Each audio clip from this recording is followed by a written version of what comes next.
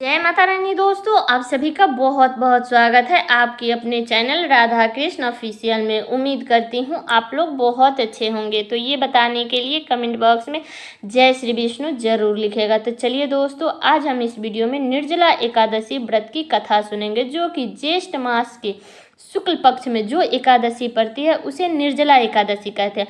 तो अब की बार साल 2024 में निर्जला एकादशी 18 जून को पड़ा है, दिन है मंगलवार। तो चलिए कथा को शुरू करते हैं और कथा आप लोग पूरा जरूर सुनिएगा। तो सबसे पहले आप सभी को निर्जला एकादशी की ढेर सारी शुभकामनाएं। आप और आपके पूरे परिवार पे भगवान श्री हरि विष्णु की कृपा हमेशा बनी रहे। तो सबसे पहले बता दूं कि निर्जला एकादशी को भीमसेनी एकादशी के नाम से भी जाना जाता है।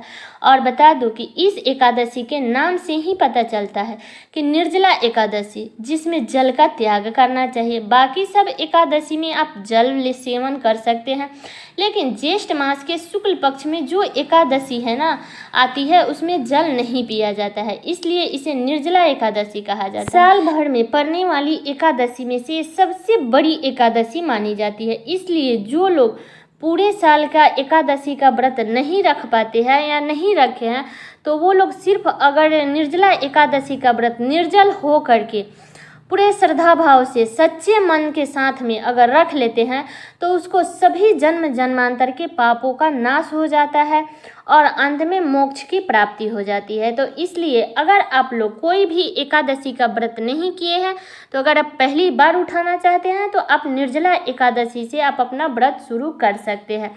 और कोई एकादशी का व्रत करे या ना करे, पूरे श्रद्धा भाव से आप निर्जला एकादशी का व्रत कर लीजिएगा, तो पूरे एकादशी का फल आपको प्राप्त हो जाएगा।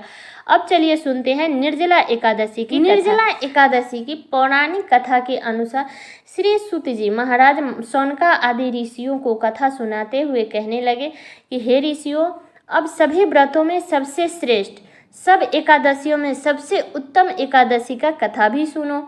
एक बार पांडव पुत्र भीमसेन ने वेद व्यास जी से पूछा कि हे महाज्ञानी पितामह, मैं 4 भाई युधिष्ठिर, अर्जुन, नकुल और सहदेव और मेरी माता कुंती और मेरी पत्नी द्रौपदी, वो कभी भी एकादशी के दिन भोजन नहीं करती और मुझे भी ऐसा करने को कहती है। तब मैं उनसे कहता हूँ कि मुझे तो भूख सही ही नहीं जाती है, मैं विधिवत पूजा दान करूँगा, तो मुझे कृपा करके ऐसा उपाय बताइए मुनिवर कि मैं बिना एकादशी के व्रत किए मुझे एकादशी का फल प्राप्त हो सके।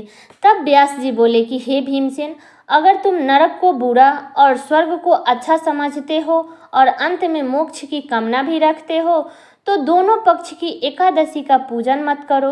तब व्यास जी की बात सुन करके भीमसेन ने फिर से निवेदन किया कि हे महामुनि, जो कुछ मैं कहता हूँ वो सब आप सुनिए। हे महामुनि, अगर दिन में भोजन ना मिले तो मुझसे नहीं रहा जाता है, तब मैं इस स्थिति में उपवास कैसे करूं? मेरे उदर में व्रत नामक अग्नि का वास है, इसलिए मैं बहुत सारे भोजन करने से ही मेरी भूख शांत होती है। हे मुनिवर, आप कृपा करके मुझे ऐसा व्रत बताइए जिसे मैं विधि पूर्वक करके मैं स्वर्ग को प्राप्त कर सकूं, जिसमें मेरा भी कल्याण हो सके। भीमसेन की परेशानी समझ करके व्यास जी कहने लगे कि भीमसेन, मनुष्य के लिए सर्वोत्तम वेद का धर्म है, किंतु कलयुग में भी उस धर्म पर चलने की शक्ति किसी में भी नहीं है। इसलिए थोड़ा दर्द और थोड़ा कष्ट से होने वाले बहुत सरल उपाय है, जो पुराणों में भी लिखा है, वो मैं तुम्हें बताता हूँ, तुम ध्यान से सुनो। दोनों पक्षों की एकादशी में जो मनुष्य भोजन नहीं करते हैं, वो कभी भी नरक नहीं जाते हैं। इन बातों को सुनकर के महाबली भीमसेन पहले ही पीपल के पत्ते की तरह कांपने लगे। फिर डरते हुए बोले कि हे पितामह, मैं उपवास रखने के लिए बिल्कुल समर्थ हूँ, इसलिए प्रभु निश्चय करके बहुत फल देने वाली एक ही व्रत मुझे बताइए।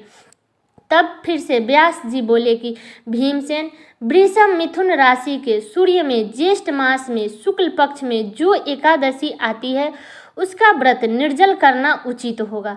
स्नान और आचमन करने से जलपान वर्जित, केवल 1 मुठ जल से आचमन करें और अधिक पीने से व्रत खंडित भी हो जाता है।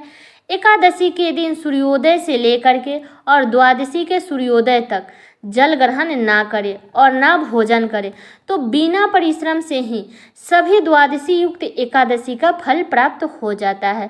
द्वादशी के दिन सुबह प्रातःकाल उठ करके स्वर्ण और जल को ब्राह्मण को दान करें, फिर ब्राह्मणों को भोजन कराएं, फिर खुद भोजन करें। भीमसेन इस विधि से व्रत करने से जो फल मिलता है वो सुनो। सारे वर्ष में जो एकादशी आती है उस सबका फल निसंदेह इस एकादशी से प्राप्त हो जाता है।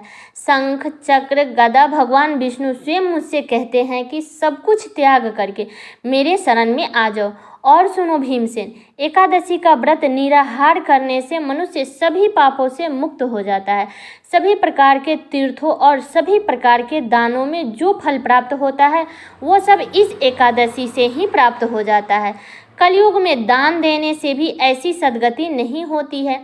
अधिक क्या कहूँ, भीमसेन ज्येष्ठ शुक्ल पक्ष की एकादशी को जल और भोजन ना करे। इस एक व्रत से जो भी धन धान्य आयु आरोग्य आदि की वृद्धि होती है वो सब फल निसंदेह इस एकादशी से प्राप्त हो जाता है। हे नरसिंह भीम, मैं तुमसे सत्य कहता हूँ कि इस व्रत को करने से अति भयंकर काले पीले रंग वाले यमदूत, भय देने वाले दंड और फांसी सहित उस मनुष्य के पास कभी नहीं आते हैं, बल्कि भगवान विष्णु के देवदूत उन्हें आकर के स्वर्ग लोक को लेके जाते हैं।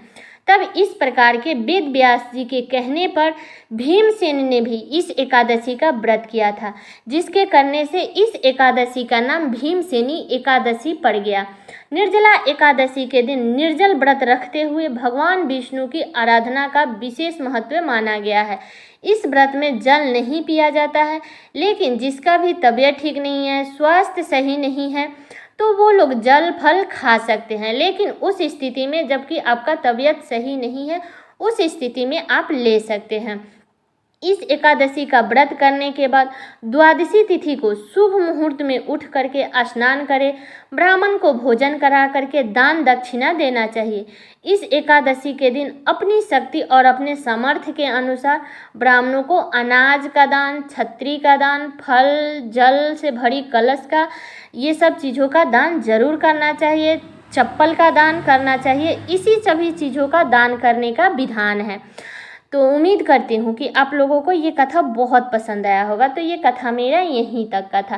कैसा लगा ये कथा आप लोग कमेंट करके ज़रूर बताइएगा। और चैनल पे नए आए हैं तो सब्सक्राइब कर लीजिएगा, बेल आइकन को प्रेस कर दीजिएगा, जिससे मेरे वीडियो का नए नोटिफिकेशन आप सभी के पास में सबसे पहले पहुँचे। और वीडियो को लाइक कर दीजिएगा, क्योंकि आपकी एक लाइक से मुझे बहुत ही मोटिवेट मिलता है। तो वीडियो को लाइक कर दीजिएगा और वीडियो को शेयर कर दीजिएगा, ताकि हर किसी को निर्जला एकादशी व्रत की कथा सुने और उनका भी व्रत पूरा हो सके। क्योंकि हम व्रत तो करते हैं और कथा नहीं सुनते हैं तो हमारा व्रत पूरा नहीं होता है। इसलिए हर किसी के पास में इस वीडियो को ज़रूर शेयर कीजिएगा। तो चलिए दोस्तों, मिलती हूँ अगले वीडियो में किसी नए वीडियो के साथ में। तब तक के लिए नमस्कार।